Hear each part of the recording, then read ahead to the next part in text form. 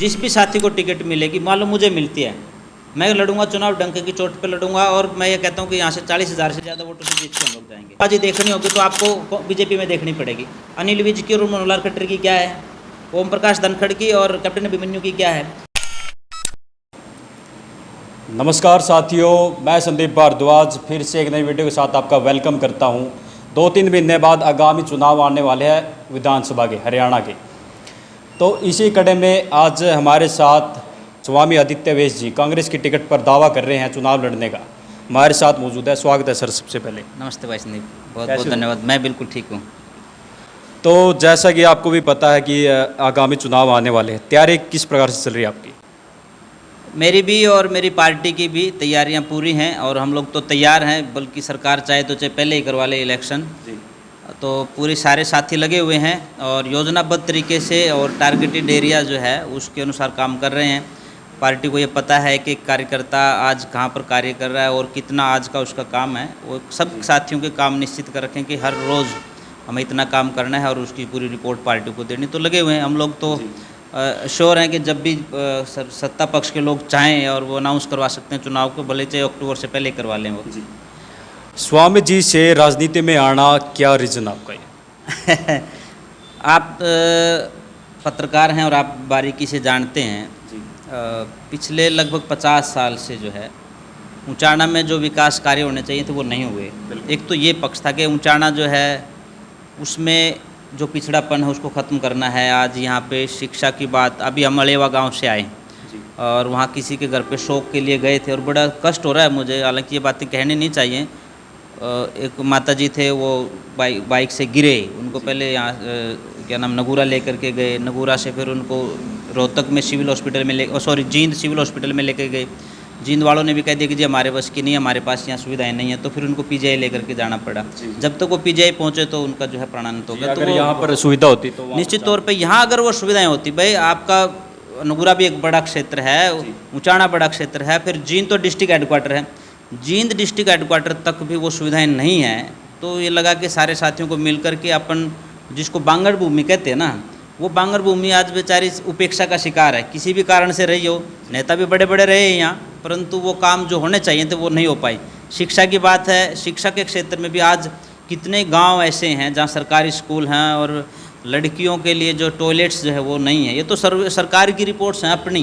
पूरे हरियाणा में 1300 से ज़्यादा ऐसे स्कूल हैं जहाँ बेटियों के लिए जो स्कूल में पढ़ती हैं उनके लिए टॉयलेट्स नहीं है। वैसे तो खुले में शौच मुक्त भारत की ये लोग घोषणा करते हैं।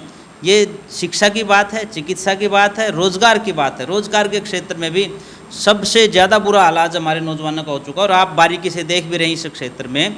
एक एक नौजवान अपनी पूरी प्रॉपर्टी बेच करके डोंकी तरीके से, गलत तरीके से वो विदेश में जाना पसंद कर रहा है, और इसलिए क्योंकि यहाँ कुछ रोज़गार है नहीं। दूसरा, यहाँ जो सुविधाएँ होनी चाहिए थी वो सुविधाएँ है नहीं। दूर दूर स्कूलों में जाने के लिए बेटियाँ मजबूर हैं, उनके लिए बसें नहीं लगी हुई हैं। खेत की बात करें, बहुत से गांव ऐसे हैं जहां तक आज भी खेत में पानी नहीं है। खेत के पानी के उससे आगे अगर हम बढ़ते हैं तो गांव में पीने के पानी की व्यवस्था की बात, बड़े बड़े गांव हैं, खटखड़ में चले जाओ, बड़ौदा में चले जाओ, ठीक है ना, ऐसे गांव हैं जिनके अंदर आज भी पीने के पानी की अनुकूल व्यवस्था नहीं है, जो कि होनी चाहिए थी। इन सारी व्यवस्थाओं के करने के लिए जो है आज आवश्यकता इस बात की पड़ी कि भाई चलो सारे साथी मिलकर के प्रयास करते हैं और कम से कम इस बांगर भूमि और बांगर के बाद फिर पूरे हरियाणा का जो है विकास करें। तो जनता ये भी जानना चाहती है, आपका कुछ पृष्ठभूमि राजनीति के रूप में रही है कभी, या आप फर्स्ट टाइम ही आए हो? मेरी 2 तरह की पृष्ठभूमि है। मेरी जो पारिवारिक पृष्ठभूमि, जिस परिवार में मैं जन्मा हूँ, उस परिवार में कोई राजनीतिक पृष्ठभूमि नहीं है। परंतु मैं लगभग 20 साल पहले मैंने घर छोड़ा और समाज में काम करने लगे। पूज्य स्वामी इंद्र वैश्य जी, यज्ञ वैश्य जी, स्वामी आर्य वैश्य जी, स्वामी आदित्य वैश्य जी, जिनका नाम होता था मेरे से पहले भी, ये वो लोग थे जो राजनीति में भी रहे। स्वामी यज्ञ वैश्य जी तो शिक्षा मंत्री रहे हरियाणा में ही, स्वामी इंद्र वैश्य जी सांसद रहे, और जब वो सांसद बने 1,25,000 वोटों से वो लगभग जीते थे, रोहतक से सांसद रहे थे। तो वो मतलब राजनीतिक पृष्ठभूमि तो है, परंतु पारिवारिक पृष्ठभूमि मेरी वैसी नहीं है जो आजकल लोगों की है। और वो कहते हैं कि क्योंकि मेरी पारिवारिक पृष्ठभूमि राजनीति की बड़ी है, मैं टिकट का दावेदार हूँ, ऐसी तो नहीं है। परंतु हम लोग, क्योंकि मैं तो एक सामाजिक व्यक्ति रहा हूँ और ये भी उद्देश्य है, जैसा आपने पहले पूछा था उसके साथ जोड़ करके, आज जो हम समाज में मुद्दे उठा रहे हैं उन सारे मुद्दों को कारगर करने के लिए या उनके ऊपर इम्प्लीमेंटेशन करने के लिए, उनके ऊपर कोई कानून बनवाने के लिए हाँ, यदि आप सरकार का हिस्सा हैं तो आप ज़्यादा काम कर सकते हैं, और यदि बाहर हैं तो बाहर तो फिर सामाजिक आंदोलन की जागरूकता के अलावा शायद आप नहीं कर पाते। तो नए चेहरे के रूप में कितनी चुनौती मानते हैं, क्योंकि उचाना में पहले जो राजघराने रहे हैं, चौटाला परिवार या वीरेंद्र परिवार, तो उसके रूप में आप चुनौती किस तरह से देखते हैं नया चेहरे के रूप में? नहीं, देखो संदीप भाई, एक बात होती है, व्यक्ति जो होता है ना, व्यक्ति के साथ बहुत सी चीज़ें चलती हैं। चौटाला परिवार की बात आपने कही, जब चौधरी देवीलाल जी थे उनका एक अपना रुतबा था, उनके कार्य करने की एक शैली भी अलग होती थी। भले लोग कह देते हैं कि जो वो ज़्यादा पढ़े लिखे नहीं थे, परंतु उसके बावजूद भी वो आम समाज के लिए, गांव देहात के लिए काम करते रहते। स्वामी इंद्रवेश जी ने उनके साथ वो इकट्ठे काम करते थे। जब जेपी मूवमेंट में वो संघर्ष समिति के अध्यक्ष बने स्वामी इंद्रवेश जी, तो उसमें मेंबर होते थे चौधरी देवीलाल जी। हम लोगों ने उनका वो दौर देखा है, उनका एक अलग रुतबा था। आज जो चौटाला परिवार है, जिनको दुष्यंत चौटाला कहते हैं, या उनके साथ वाले जो दिग्विजय चौटाला हैं, ये लोग तो सिर्फ चौधरी देवीलाल जी के नाम से राजनीति कर रहे हैं। उनके जीवन के वो अंश इनके अंदर नहीं है, इनके अंदर तो अहंकार है।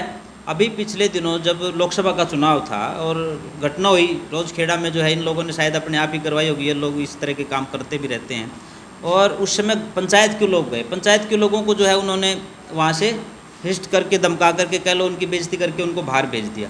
उसके अलावा भी दुष्यंत चौटाला का आपने जो है ना, मतलब जो कहते हैं कि एरोगेंट होते हैं, कि एक आदमी जो है ना अपने आप को अहंकारी होते हैं, वो अहंकार उनमें दिखता है। और वो शायद इसलिए दिखता है क्योंकि उन्होंने धरातल पे काम करके नहीं देखा। उनको तो सब कुछ तस्तरी में परोसा हुआ मिला है।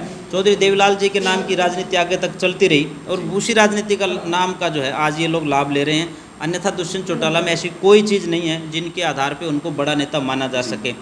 लोगों ने उनको भावनात्मक रूप से पिछली बार वोट दिया, इसी उचाना से लगभग 50,000 वोटों से जिता करके भेजा। और उन्होंने क्या किया, जिस बीजेपी को वो कहते थे कि बीजेपी को जमुना पार भेजेंगे, उन्हीं के पाले में जा बैठे। और उस समय सोशल मीडिया पर लोगों ने दुष्यंत चौटाला को लेकर के, मनोहर लाल खट्टर को लेकर के क्या क्या मीम नहीं बनाई, पता नहीं क्या क्या लिख दिया उसके बारे में। तो उनके साथ उन्होंने समझौता किया। और अभी भी ये जो लोग कहते हैं कि समझौता टूट गया, ये समझौता टूटा नहीं है, समझौता तोड़ने के लिए भी समझौता हुआ है इनका, कि भाई आप लोग अलग से जाओ और जो वोट को काटने की बात है वो करें, ताकि बीजेपी कहीं दाव लगा ले। पर ऐसा कुछ होने वाला नहीं है। बीजेपी जा रही है, और दुष्यंत चौटाला को तो मुझे लगता है कि इनकी राजनीति अब आगे खत्म है, इनके पास आगे कुछ बचा नहीं है। स्वामी जी, जनता का यह भी कहना, मतलब चुनाव के टाइम पर ये नेता लोग आते हैं, जैसे बरसाती मेंढक होते हैं, तो उसके बाद नहीं मिलते। जैसे अब तो हाथ मिलाते हैं, हाथ पकड़ते भी है। सही है। आज की जो राजनीति है ना, वो उसको, उस परिदृश्य को देख करके संदीप आपकी बातों से मैं काफ़ी सहमत हूँ, और ये हुआ भी है। परंतु अपने यहाँ देखेंगे ना, अपने यहाँ की जनता जागरूक हो चुकी है, और उन्होंने नेताओं से आंखों में आंख डाल करके बात करना शुरू कर दिया। और उसी का परिणाम है, मैं किसी का नाम नहीं ले रहा हूँ, जिन राजनेताओं को ये भ्रम था कि तू तो बहुत बड़ा नेता है, कोई भी उसमें है X to Z, मैं किसी का नाम नहीं ले रहा, उन लोगों को जिनको भ्रम था कि मैं बहुत बड़ा नेता हूँ, जिनके एक इशारे पर कहते थे कि बड़ी से बड़ी रैली हो जाती थी, वही लोग आज रैलियों के लिए पैसे दे रहे हैं, गाड़ियों के लिए पैसे दे रहे हैं, दारू के लिए पैसे दे रहे हैं, तब जा कर के थोड़ी बहुत भीड़ उनके पास इकट्ठा होती है। और मैंने तो यहाँ तक सुना है, अभी यहाँ तक भी सुना कि कुछ राजनेता ऐसे भी हैं जो अपनी तरफ से पैसे दे करके कह रहे हैं कि भाई चाय पानी का प्रोग्राम करवा दो, खर्चा हम दे देंगे, तुम बस वहाँ बैठने के लिए जगह दे देना, 4 खाट बिछा देना,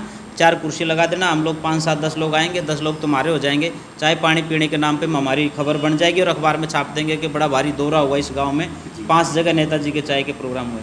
यहाँ तक यदि ये नौबत है ना, तो ये लोगों की जागरूकता का परिणाम है। आज लोग जाग चुके हैं, और आज जनता वैसी नहीं रही कि सिर्फ जनता ही नेता के पैरों में रहेगी। आज उन्होंने मजबूर कर दिया है कि एक एक बड़े से बड़ा नेता आपने आज सड़कों पे देखने को मिलेगा। और आज नहीं है, यदि उनको अपनी राजनीतिक विरासत बचानी है तो लगातार जनता के बीच में रहना पड़ेगा। और राजनीति आज ऐसी हो गई है, यदि आप चाहते हैं कि आपने लंबा चलना है तो जनता के बीच में निश्चित तौर पर रहना पड़ेगा। स्वामी जी, टिकट के लेकर, जो टिकट को लेकर आप कितना श्योर है, कितना कन्फर्म है कि टिकट आपको मिल सकती है? देखो, हम लोग काम कर रहे हैं, और मैं हूँ, चाहे मेरे साथी धर्मी सरपंच जी जो हमारी पॉलिटिकल विंग के प्रदेश के अध्यक्ष हैं, ये ऐसे लोग हैं जो शुरू से ही एक संगठन के में बंद करके रहने वाले लोग हैं। हम लोग कोई सिर्फ इस बात के लिए एडमेंट नहीं है कि हमें एक बार MP MLA बनना है। हम लोग इस सिस्टम को बदलने के लिए जो है ना राजनीति में आए भी हैं, और वो काम भी कर रहे हैं। निश्चित तौर पे हमारी दावेदारी मजबूत भी है, हम लोग काम भी कर रहे हैं। भले ही अभी आज कुछ हमारी पार्टी में कुछ ये भी कहते हैं भाई इनको नहीं तो इनको मिलेगी, निश्चित तौर पे किसी न किसी एक को मिलेगी। दावेदार 10 हैं, मिलेगी एक को, और ये सभी के साथ हैं। टिकट तो पूरे हरियाणा में 90 ही मिलनी है, कांग्रेस की भी, बीजेपी की भी। हम लोग अपना दावा इसलिए मजबूत मानते हैं कि लंबे समय से हम लोग भी काम कर रहे हैं, लोगों के बीच में रह रहे हैं, जनाधार भी है, लोगों से संपर्क भी है, एक विज़न भी दिमाग में है कि हम लोग क्या करना चाहते हैं।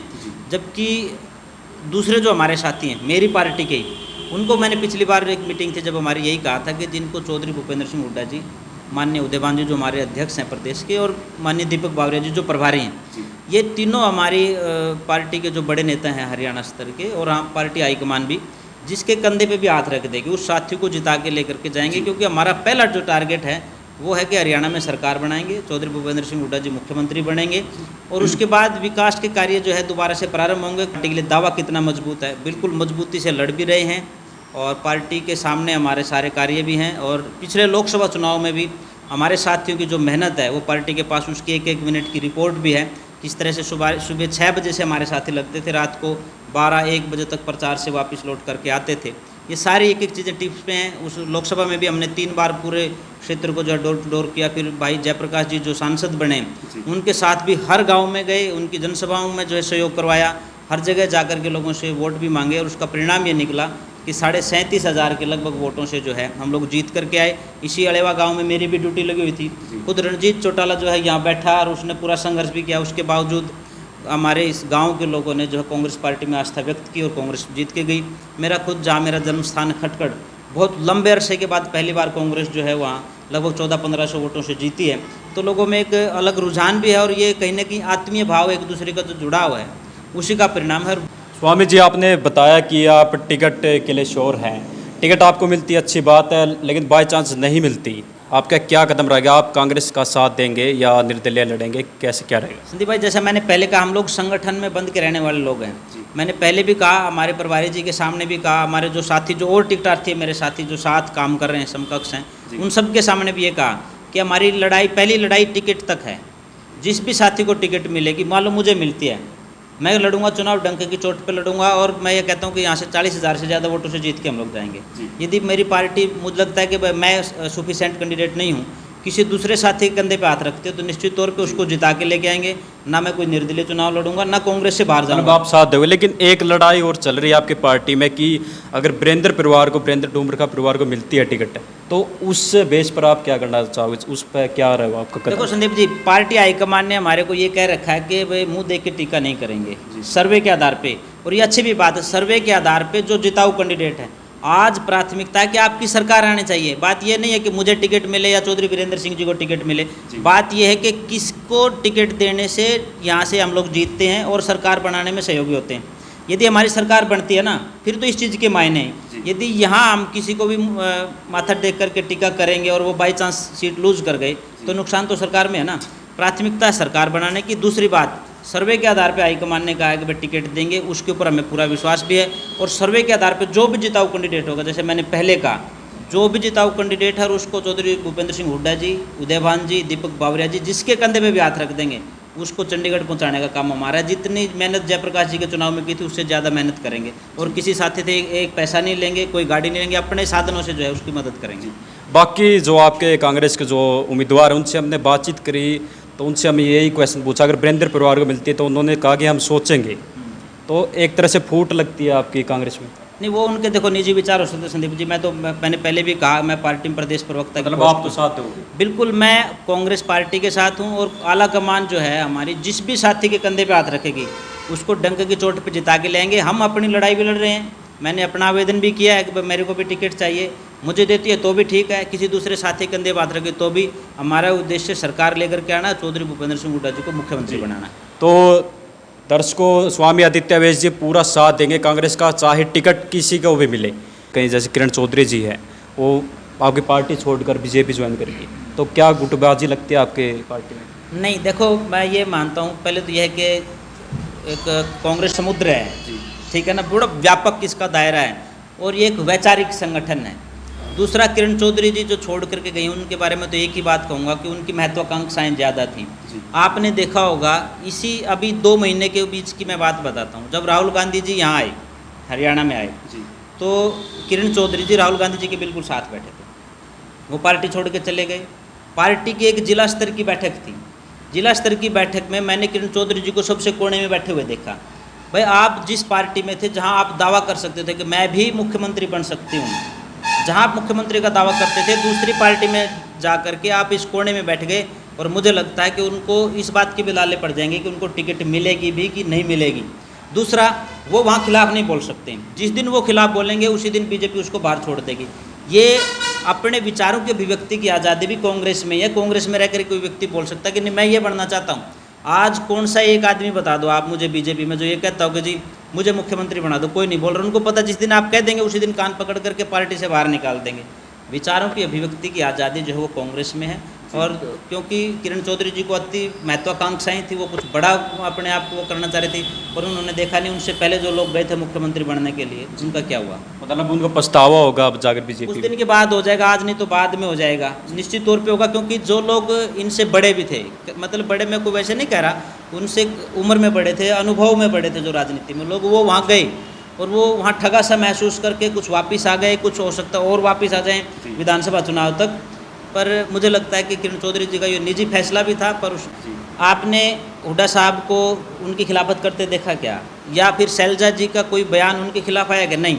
वो दो यात्राओं को लेकर के कर रहे हैं। एक तरफ दीपेंद्र जी जो जननायक एक युवा चेहरा है कांग्रेस के पास, जिनके पास हज़ारों की संख्या में भीड़ आ रही है, वो हरियाणा से हिसाब मांगने के लिए जो है वो यात्राएं कर रहे हैं। दूसरी तरफ बहन शैलजा जी हैं, वो भी कांग्रेस की बड़ी नेता हैं, राष्ट्रीय महासचिव हैं, वो अपना काम कर रहे हैं। वो भी दोनों के दोनों पक्ष कांग्रेस को मजबूत करने के लिए कर रहे हैं। देखो, आपको गुटबाजी देखनी होगी तो आपको बीजेपी में देखनी पड़ेगी। अनिल विज की और मनोहर खट्टर की क्या है, ओम प्रकाश धनखड़ की और कैप्टन अभिमन्यु की क्या है। तो ये नहीं पूछता है कि दिल्ली के जंतर मंतर पर जब हमारी जवान बेटियां जो है वो चिल्ला करके कह रही थी कि हमारे मान सम्मान को तार तार किया गया कि नरेंद्र मोदी जी चुप रहे। जब हमारे किसान 735 से ज़्यादा किसान जो है दिल्ली बॉर्डर पर शहीद हो गए, नरेंद्र मोदी जी एक शब्द नहीं बोलते हैं। हमारे बेरोजगार नौजवान जो है वो डोंकी तरीके से, गलत तरीके से सब कुछ बेच करके विदेशों में जाने के लिए मजबूर हैं, नरेंद्र मोदी जी नहीं बोल रहे हैं। आज गरीब दलित के साथ जितना अत्याचार आज हो रहा है पहले कभी नहीं हुआ, वो दलित भी पिसा हुआ महसूस कर रहा है, उसके बारे में नरेंद्र मोदी कभी नहीं बोलेंगे। अपने आप को पिछड़ा तो जरूर कहेंगे, पर पिछड़ों के साथ जो अन्याय हो रहा है उसके ऊपर नरेंद्र मोदी जी कुछ नहीं। स्वामी जी, एक क्वेश्चन रहेगा। पहले जैसे कांग्रेस पहले रही थी बीजेपी से पहले, तो अब जनता के पास क्या कोई और अदर ऑप्शन नहीं कांग्रेस के साथ जाने का, या इसका कुछ आपको लाभ मिल रहा है कि जैसे जनता के पास और ऑप्शन ही नहीं है कांग्रेस के अलावा? नहीं, पता है क्या, कांग्रेस ने जो काम किए थे ना उसमें 10 साल का राज आप कंपैरिजन करके देखें। कभी दोबारा आप इंटरव्यू करेंगे और आप मेरे से यही पूछना कि बीजेपी ने क्या नहीं किया और कांग्रेस ने क्या किया था। मैं उस पूरे एजेंडे के ऊपर बात करूंगा कि 10 साल के राज में, भूपेंद्र सिंह हुड्डा जी के राज में कांग्रेस ने क्या क्या काम किया था। उसमें पदक लाओ पद पाओ की नीति थी कि एक पदक लेके आओ, ओलंपिक से ले आओ, या आती डीएसपी लगाएंगे आपको, ठीक है। आज जो है बच्चे मेडल लेकर के आते हैं, उनकी तो जो प्राइज मनी होती है वही नहीं मिल रही, नौकरी तो दूर की बात है। मुझे आप बता दो कितने आसपास के एरिया में हमारे बच्चे जो है वो खेलने के लिए गए थे और जो जीत कर गए, कितनों को नौकरी मिली है? आपको कोई वो नहीं मिलेगा।